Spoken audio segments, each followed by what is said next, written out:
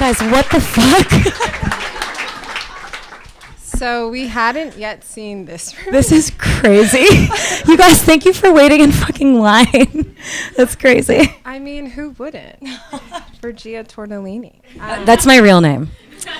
So when Jia asked me to be in conversation with her, I did 3 things in rapid succession.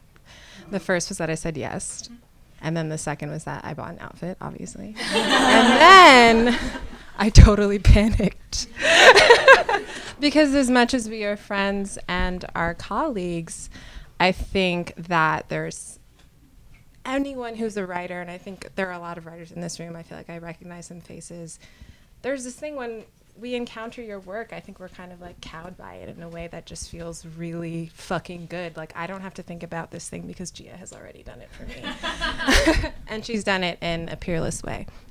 I think about that. I think that when I read you, girl, this is not about me. It's about you. That's true, though. That's true, though.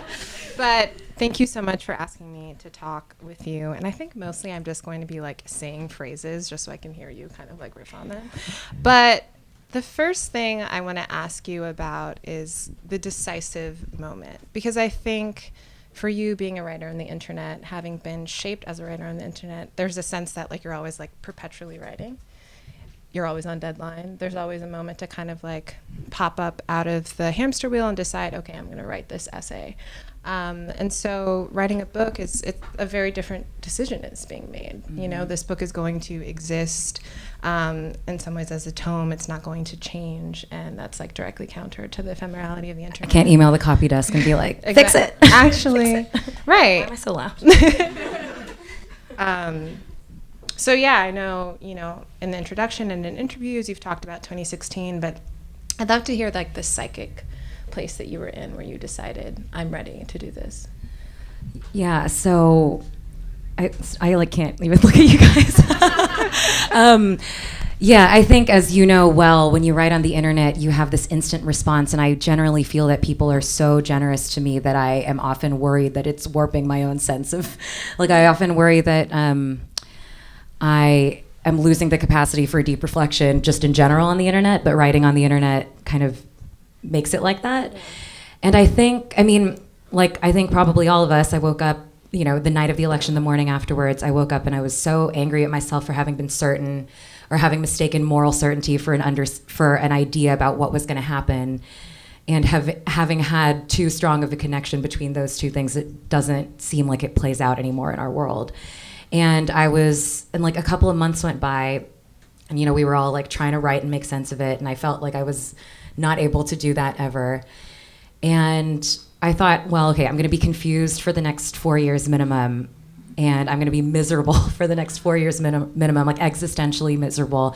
I'm going to be searching everything about the world and myself for morality and right and wrong for the next 4 years minimum. And like, what is a way to do that for a good purpose? And like, one of them is write a book. Mm-hmm. And I think, I wanted the I wrote a novel during grad school that I shelved because it was bad. And it's a special thing to write in private, and we don't, like, I think there's a thing today where we feel like every single bit of labor has to be publicized and monetized. And it's a luxury to be able to write in private. And I wanted to make sure that the internet wasn't ruining my writing the way it feels like it's ruining my brain, you know? Right.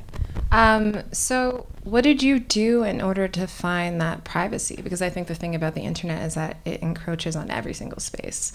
Yeah. There's an audience in your pocket at any, you know, given turn. So, you know, were there techniques or like things that you had to do in order to say, I'm book writing now, as opposed to blogging or writing for the magazine?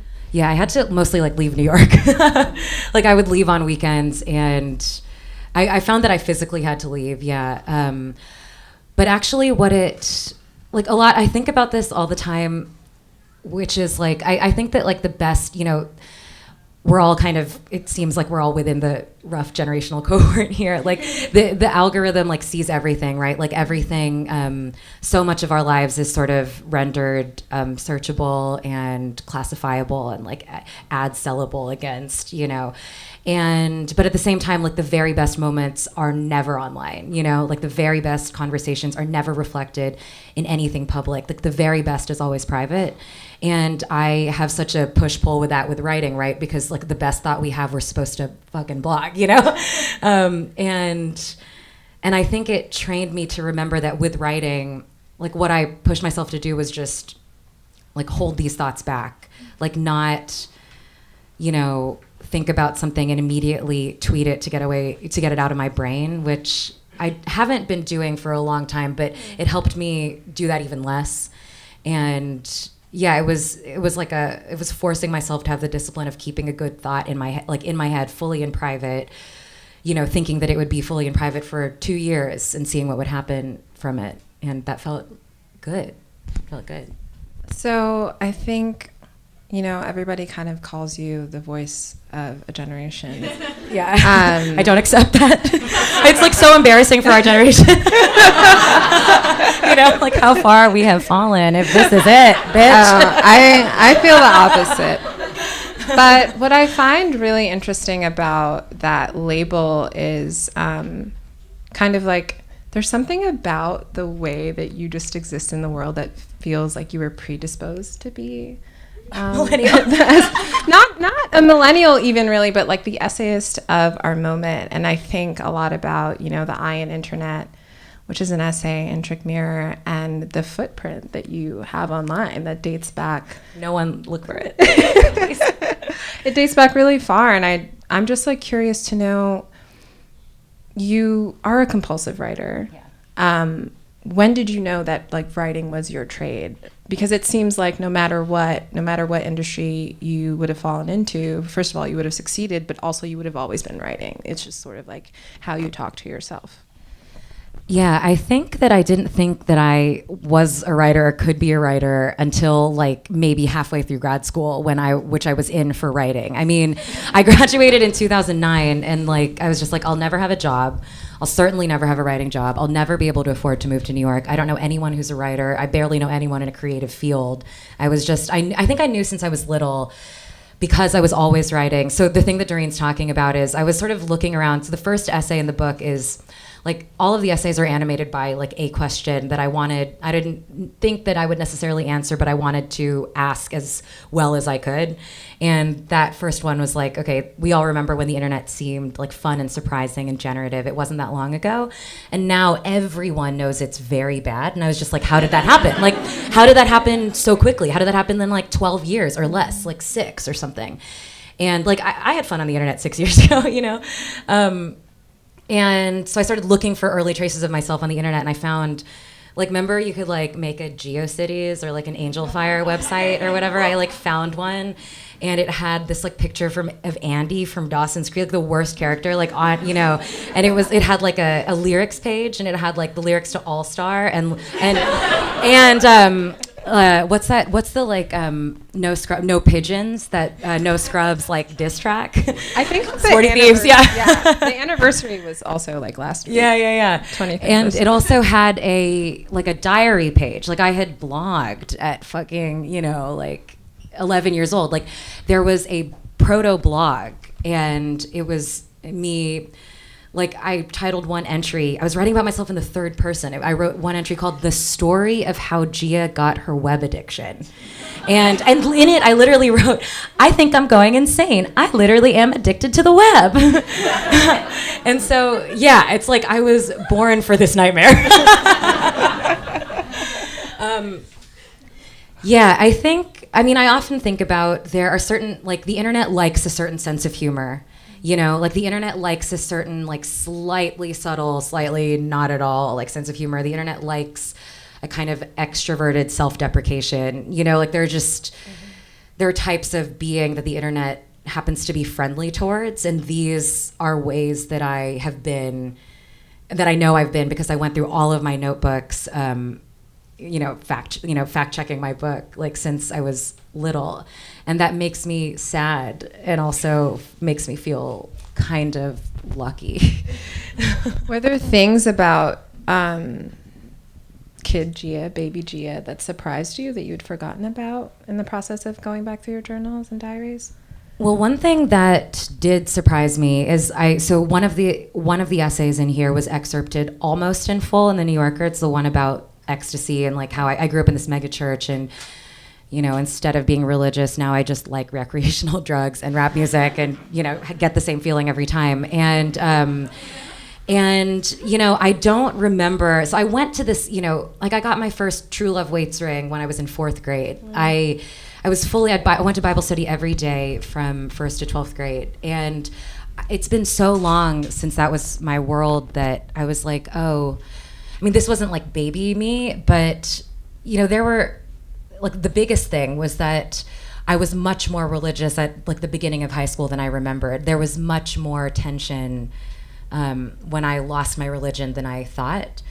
Because in my mind, I had ironed it out to be a pretty neat narrative. I was like, oh, I stopped liking the politics. I hated the prosperity gospel. I got the hell out of there. But it's never that easy. And I think one of the animating impulses of this book is that I think we're inclined to smooth out narratives. Like we're inclined to make the story more convenient, easier to swallow, easier to communicate. And often the truth is never any of those things. And I think that's one of the reasons that I always wrote, was just to have a record so that I couldn't, because I think I knew as a kid that I was persuasive, and I knew that I could bullshit myself in real time almost. And I think, and I'm also not very good about thinking about things when they're happening. And so if you write them down, you have a record so you can figure it out later, I often think. Did you keep notebooks when you were little? Oh, yeah. I would do this thing where, you know how you'd have to buy marble notebooks at the beginning of the year? Yeah. I would write basically in size 6 font for the entire year. And so no one could read it, or? No, so I could use only a third of the notebook and then keep it in order to like write diaries during the summer. So I know, it's really cute. I want to move a little bit and talk about the essays in the book, and some things that like really popped out to me as or frames, I guess, that unite all 9 of them. And one thing I think about is just the age of advertisement. You know, advertisement has not always been. And I think that you do this thing that Margot Jefferson always talks about, which is to make what seems natural and self-evident to show that it actually is unnatural, and these things have been created.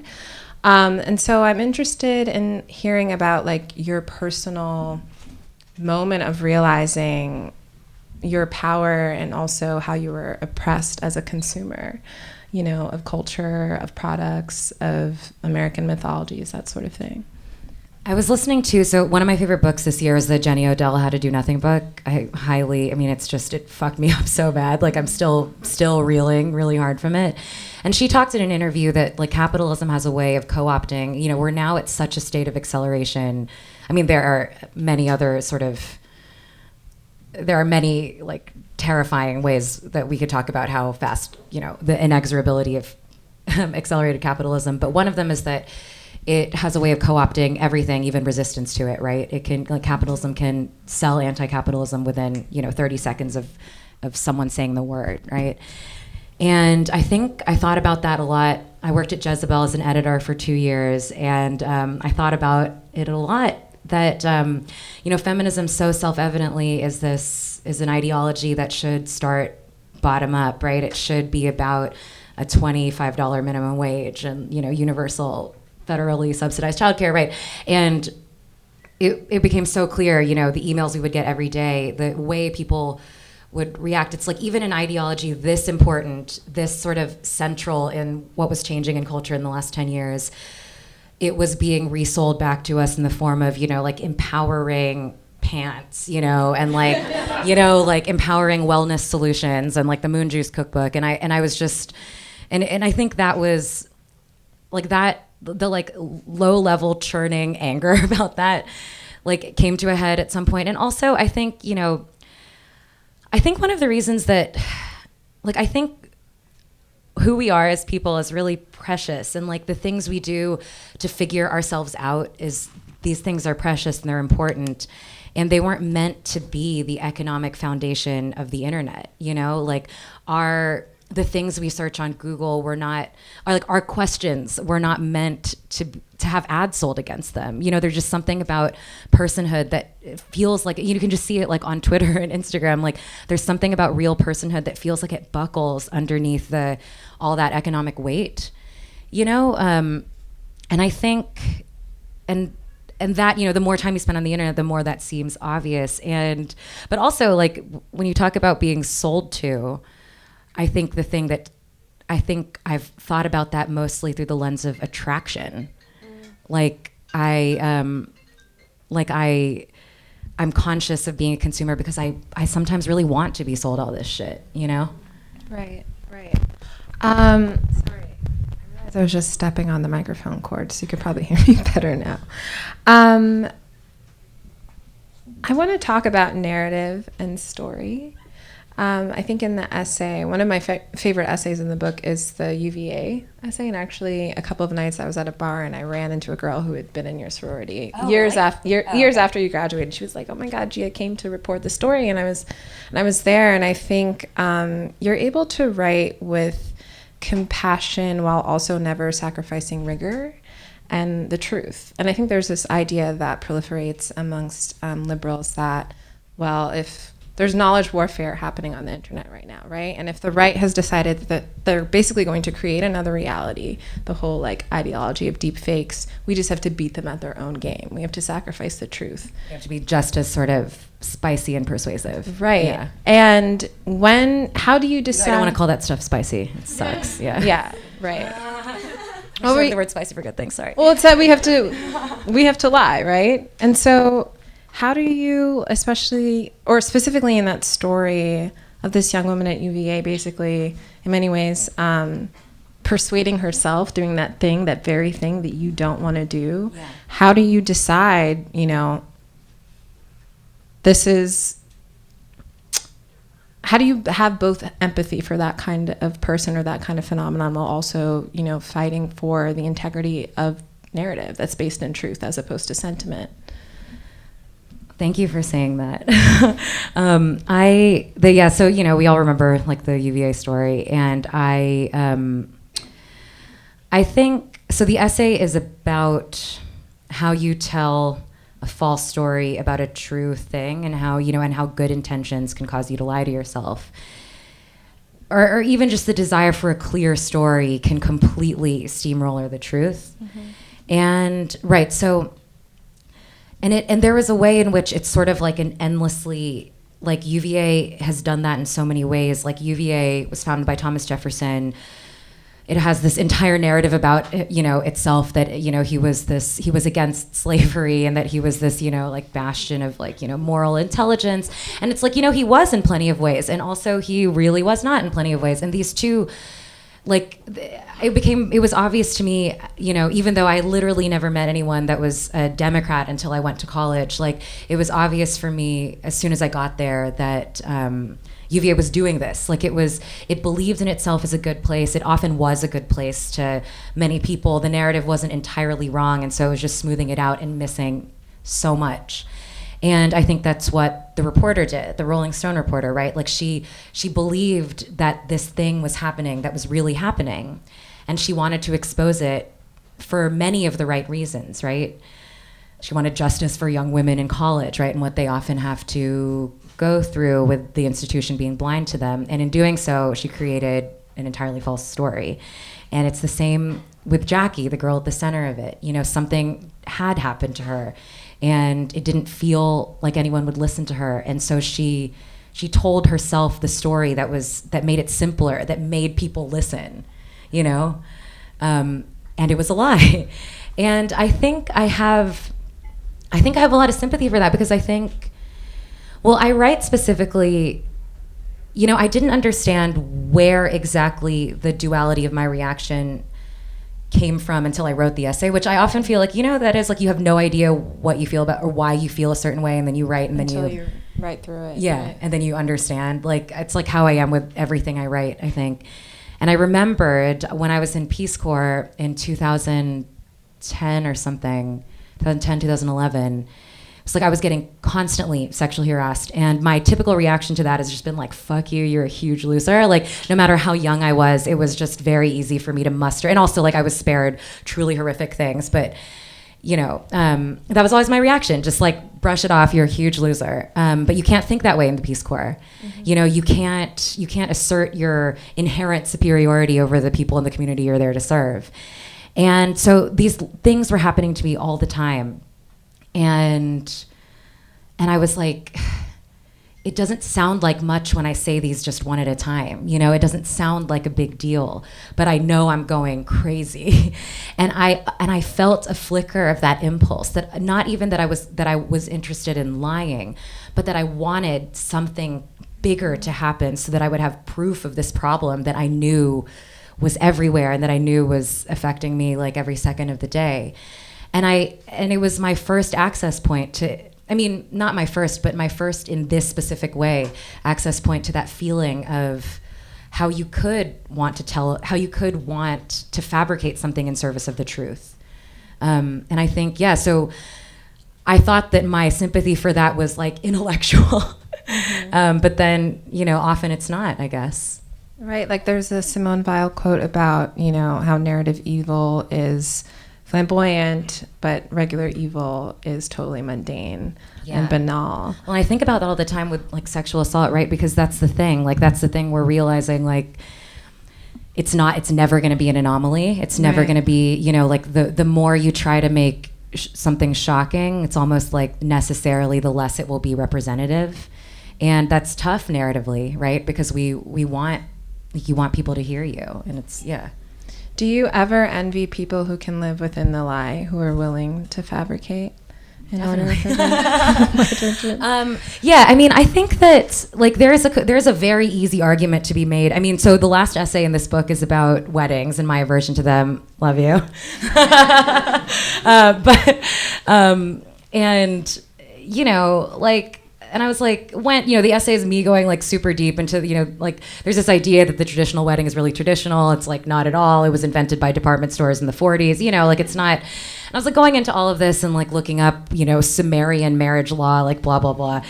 And at the end of it, you know, like rereading like Jane Eyre, you know, all this shit. And I figured out what I was trying to figure out. And then I was like, what's the point? Like, you know, like, I think often it can feel these days that there's a bigger gap between like knowledge and what you do with it than ever, right? Like the feeling of the internet is the feeling of being able to know about everything and being able to do like very little about anything.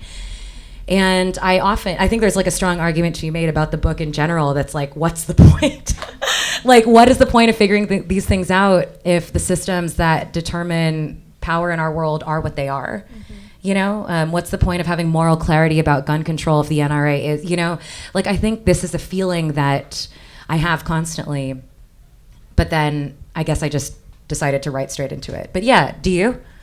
All the time. Yeah. All the time. I think sometimes I cosplay within my mind as someone who doesn't care about the truth. Part of my brain is like that too, right? It's because like part of like we get it.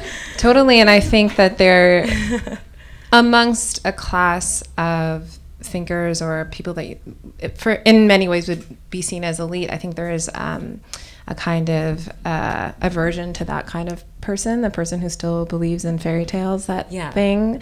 And I think as I've gotten older and as I've gotten more complicated in my feminist politics, now my politics actually have a politics. Yeah. I realize that I have so much more empathy for that kind of person because what it is really is a survival tactic. Right. A way of coping with reality. And a lack of wheel spinning over things that we possibly can't change that much. Right. It's like we talked about this last time we hung out, which was at Diamond Reef, and we were like, long live like the basic girl, you know, that is not hand-wringing, you know, like not doing what I'm doing and just twisting apart every bit of her, you know, identity as a woman to, you know, like squeeze out what, you know, like pointlessly squeeze out the brainwashing, you know, like, right.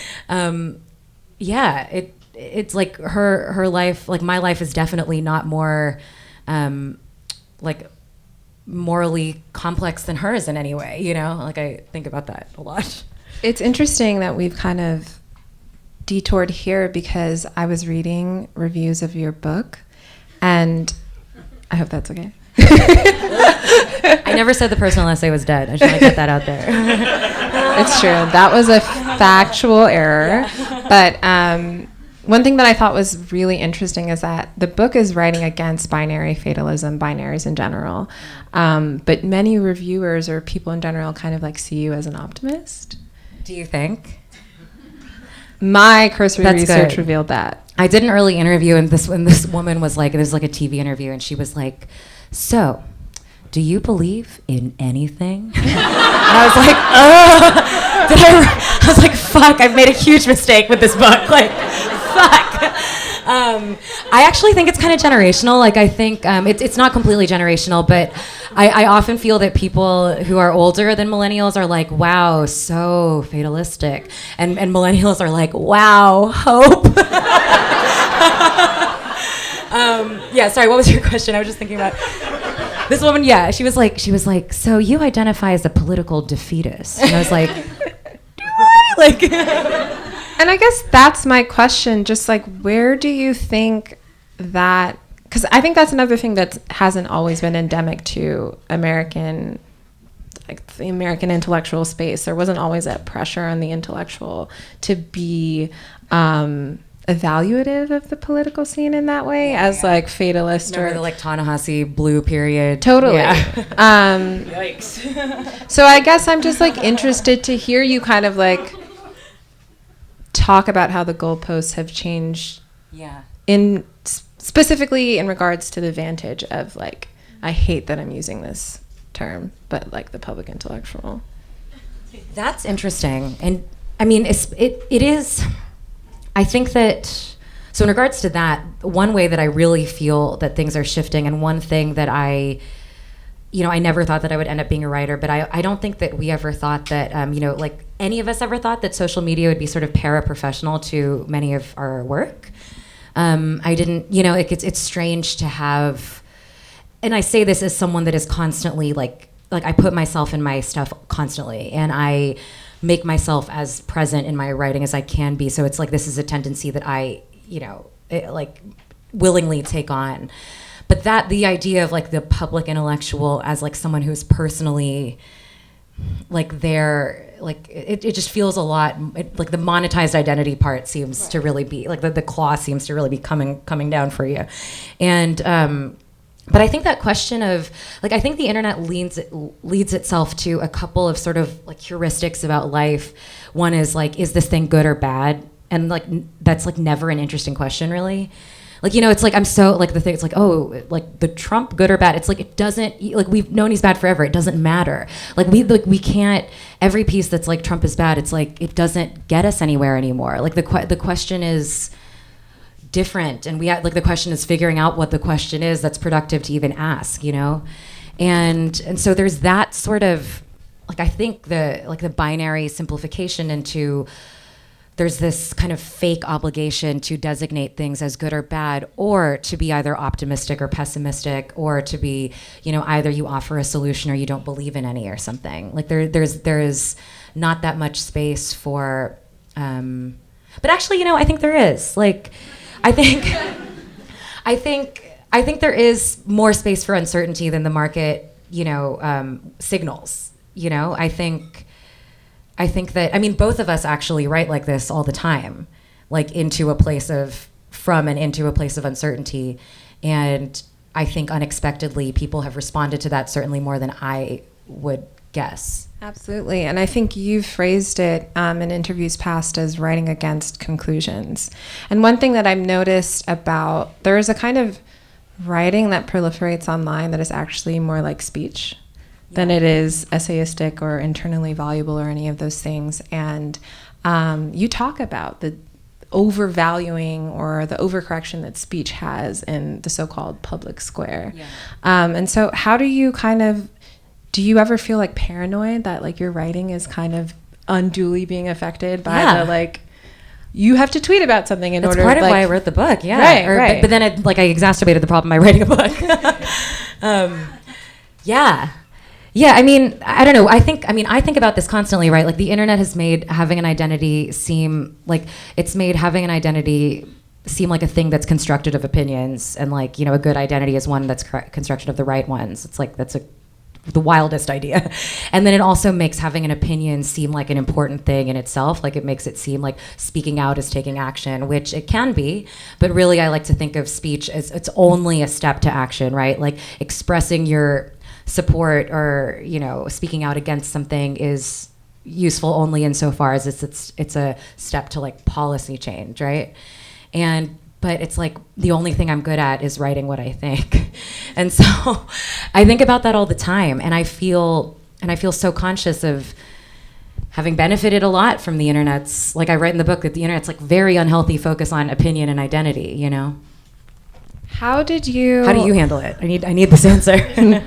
No comment. But no, I think for me, it's been really important to distinguish myself from any kind of activity that feels like spokesmanship. Yeah. And sometimes I will actually, like if I have an opinion about something that I'm writing about, I actually won't include that opinion in the piece. Same. Because it feels like my job as a cultural critic is not to be so heavy or like casting that kind of specter on the object. It's really to just look at the way the object like operates in space. Yeah. That's a really good way of putting it.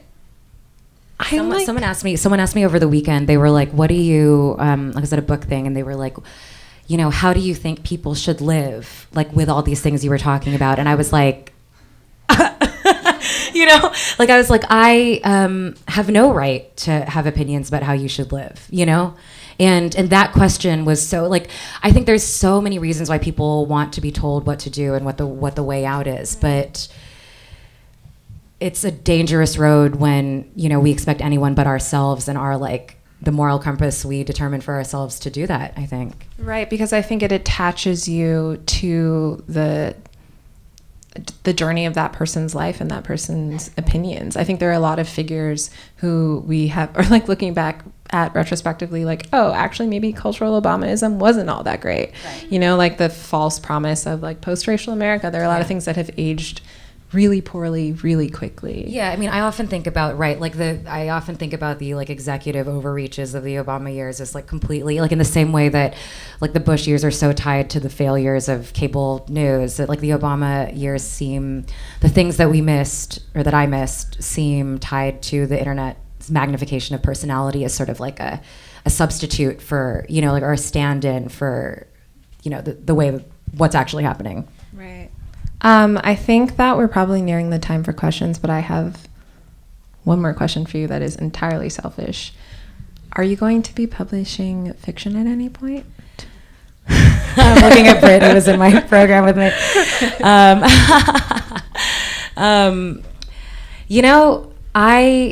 I miss writing fiction so much, and I think that I still might like fiction a little bit more than nonfiction. I think it feels so much more like art and magic to me, and what I do feels like work. And I don't know if I'm like capable of art or magic, but I loved writing it. Like I think, like I spent 2 years or technically 3, even though I dipped out and moved to New York.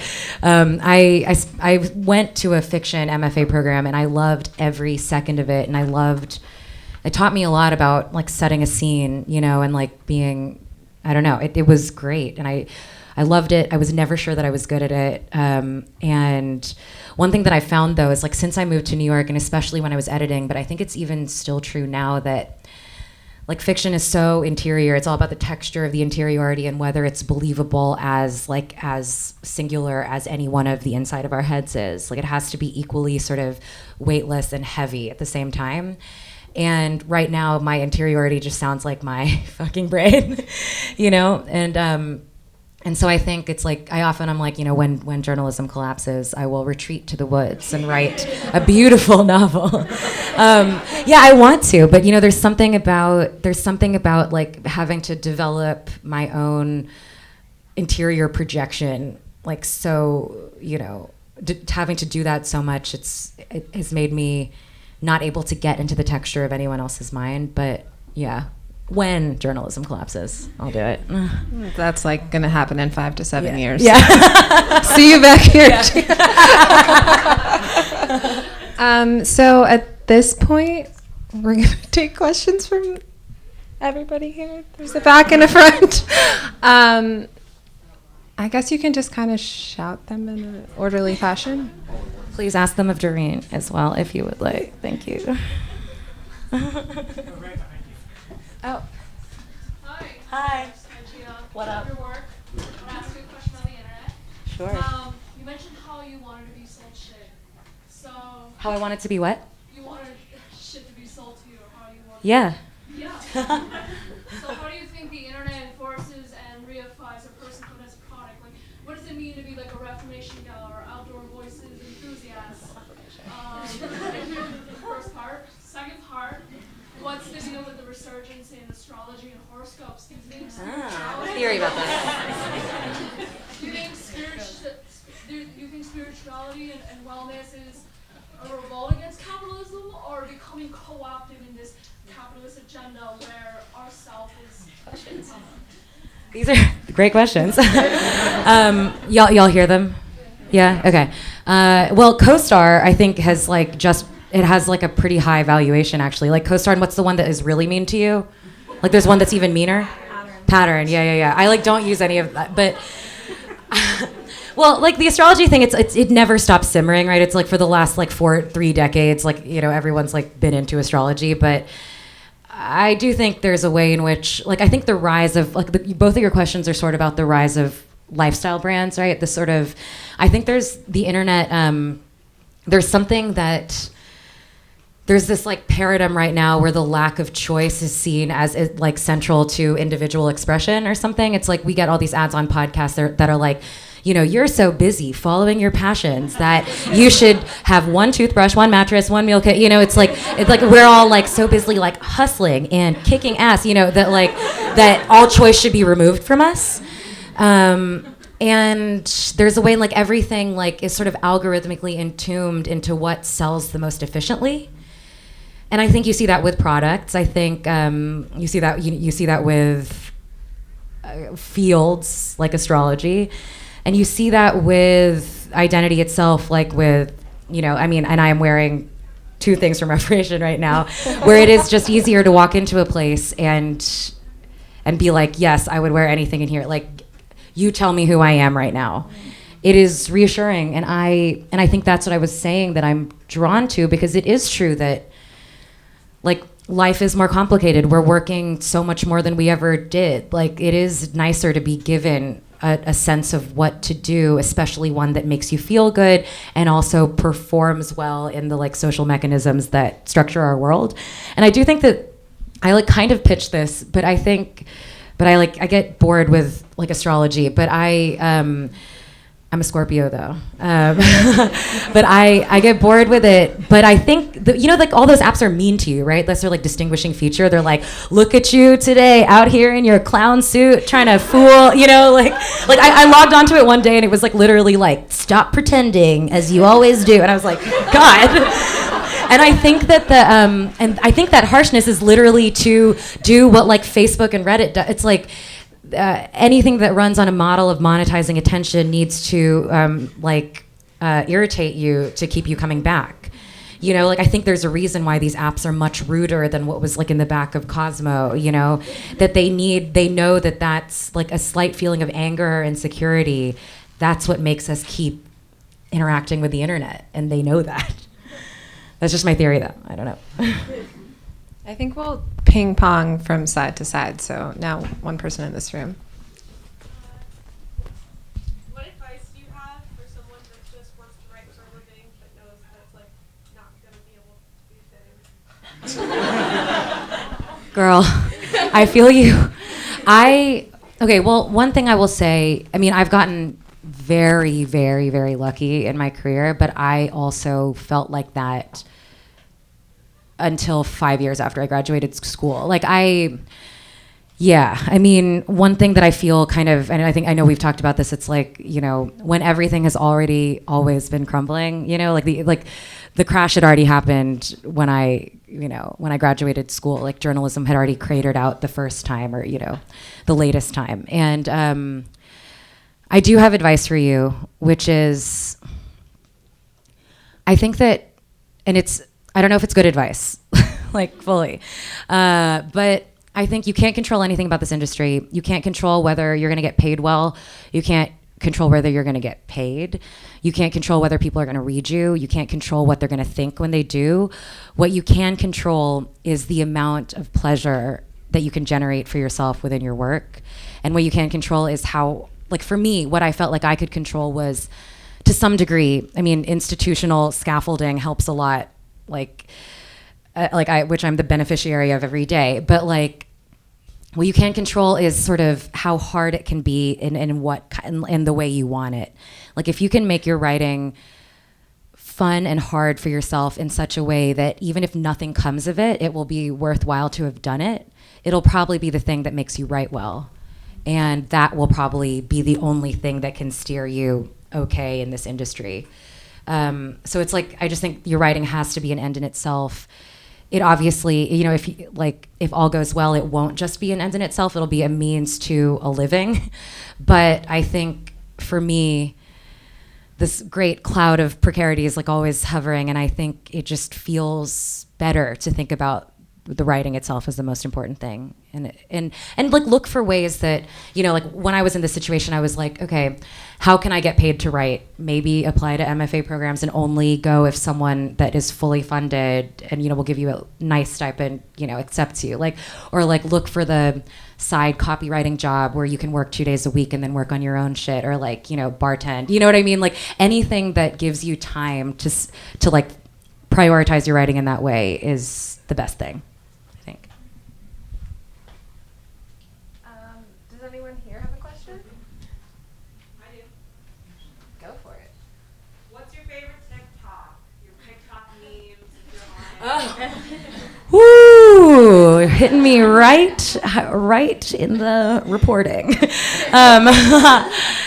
Wow. Okay, I'm gonna sound really anti-Semitic if I say this.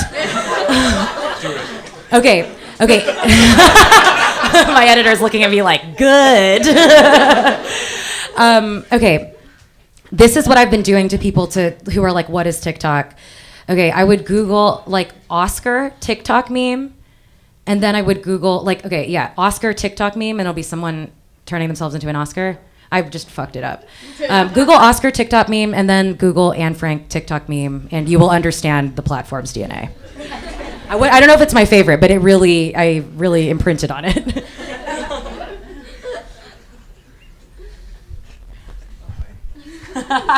Don't be shy. And with that, we're done. Yeah. You mentioned briefly about sort of private writing, or writing that you write for yourself, and how today it's being increasingly sort of extracted out from you. I wonder how you decide when something feels like this should be just for me, or this should be something that I want to tell to the world, or how you think about that. Well, unfortunately, most of what I write now eventually comes out, But so the way I think about that now is that it's worth holding on to something for as long as you can, so that it's as good as it can be when you eventually send it out there. But I think that there are ideas that are floating in the back of my head that I can't get to through argument, which is kind of the bulk of what I do. I was saying I try to write arguments without conclusions. That's been like my guiding sort of Zen cone for a while. And there are a lot of things that can't even be expressed through argument at all. And I think the way I think about that is just, if there's something that doesn't feel ready, like don't tell that idea it has imposter syndrome and needs to go to work. Just let it be. Let it be for as long as it wants. Keep anything, if you have the slightest impulse to keep something private, keep it private. Yeah. I have a question. This is Doreen, the audience member now. How do you, I think one thing that really distinguishes you from our colleagues as we both work for the same institution, is the preservation of voice. And, you know, you always like tell that story of the first year that you worked at the New Yorker, you would try and sneak something by copy. You ever tried to do that? Oh, yeah, I have failed. Yeah. No, sometimes I get some things in. Yeah. But I guess that's a very tactical thing. Like, the New Yorker has such an intense and sometimes overbearing voice. Yeah. So I would just like love to like selfishly hear you talk about what it was like to transition from working for Jezebel and then before that Hairpin, and then coming to this place that is like known for ironing out voice, eccentricity, all those things out of writers. Yeah. But it's also really great and you should read it. Please like and subscribe to the New Yorker today. Keep us employed. Well, okay, I think that like when I feel very lucky to have started work at the Hairpin, especially with just my only coworker was Emma Carmichael, who didn't give a shit what I did. And then for Jezebel, it was like you could just do whatever you wanted, right? And it was like the best thing about working at those places is that you could throw your voice. Like I remember at Jezebel, I once wrote a column as David Brooks written from inside his own butthole. And Bobby Finger like photoshopped like a little David Brooks like dancing inside a butthole. It was great, like the anatomical, you know. And it's like you could like some things are really dumb, like some things are really not worth getting deep about, and you could just write about them like that. And then some things are really important, and then I could write in that tone, and that became like this incredibly useful, like I learned what a voice, I learned that I could throw my voice, and not only that it was useful, but that like, I think I had to do it in order to feel, in order to be able to write about the things that I like to write about. It's like, I can't write about like, you know, Step on My Throat, Kate Blanchett, in the same way that I would write about like the E. Jean Carroll accusation. Like it has to have such a tonal separation because my brain feels like the weather is totally different when I think about those things, you know? I think, but for me, the biggest thing when I moved to the New Yorker, well, one of the things that I was most excited about was actually being edited really hard and being like snapped into someone else's shape. I'd never had that experience, and I sort of thought that having gone from a minimum of it, it would be interesting to go to a maximum of it, and it was. But I also, like, to me, switching mostly felt like I'd been an editor, and I'd spent most of my days working with other people's work, and to be a writer, it felt both like incredibly lucky and freeing, and I also was just like, so this is it, like just my thoughts, like just my thoughts all day, and that's all I write about. Like it felt horrible at first, and then it felt so good.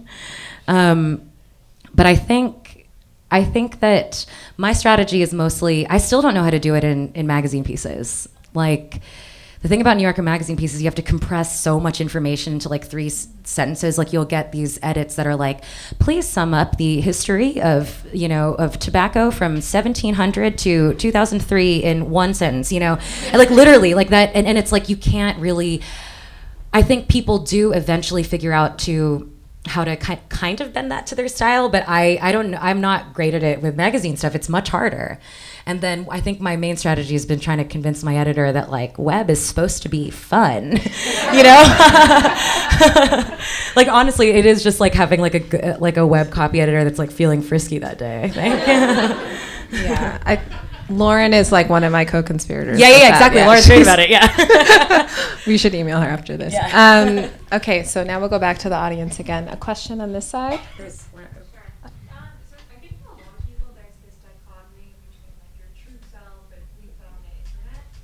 For what people? For like most people. Yeah. You know, you're not necessarily the same person that you portray yourself. Yeah. On Instagram or on Twitter.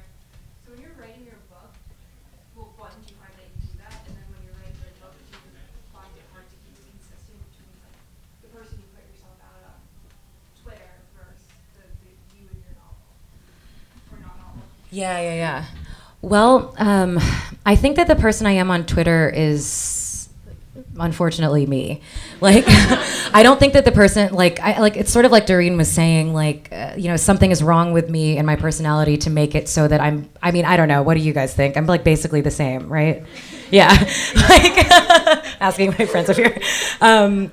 Yeah, So for me, I mean, so the way I have approached sort of having to be online, you know, the way that most of us like have to, like we don't have to, but you know, is to devote zero thought to self-presentation and to just let whatever subconscious self-presentation is in me day to day, face to face, you know, wanting to seem like nice and chill, like wanting to have a good time or whatever, like just letting that like determine, you know, like the only way for me to make it bearable is to not feel that I have to be any different online. I mean, it is like, you know, it's like I'm more attractive on Instagram than I am. Like, you know, there are certain things I'm like there, it's edited a little bit, like though, you know, like I will tweet about my bong, but like, you know, try not to like tweet like at 5 a.m., you know, like I have little guards, but I think it's mostly just like a little bit more discreet online.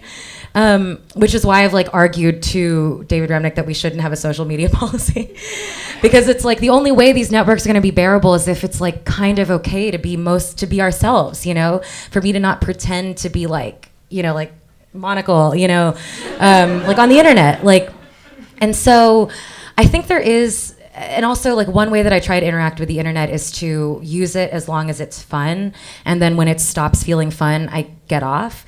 So I think that like I'm probably trying to have more fun online than I am when I'm writing a book about all the things that trouble me.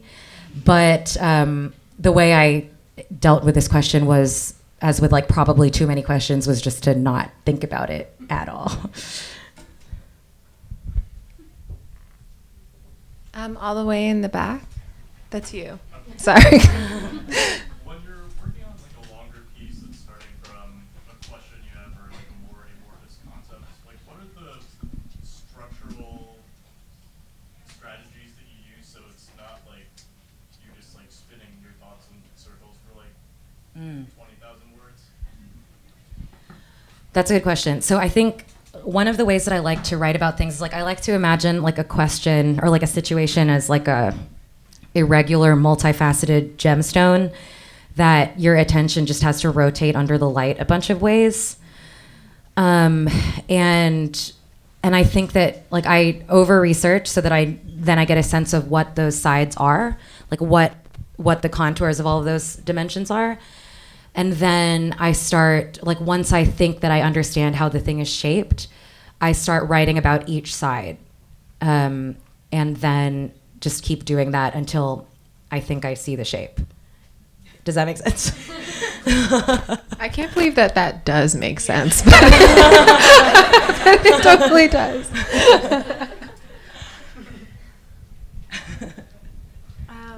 Yeah. You. Oh, cool. Thanks. I wanted to ask about editing. I've been trying to write /in school / sort of writing for a couple of years, and every time I'm edited, I feel a little like attacked or like somehow like it's so you like put whether it's something writing about your own life or about something else, it's something you put a lot of effort, a lot of time, a lot of energy into. Was it ever tough for you to like get edited and feel like your work was being devalued, or did you ever sort of have to give yourself in like a different mind space to be edited versus maybe like just writing something personally for yourself? Do you feel that your editors have been good editors? Like, do you think that this is a thing with your specific to the editors you've had, or do you think that this would be true no matter what editor you had? I've had good editors. You still feel attacked? Feel even worse.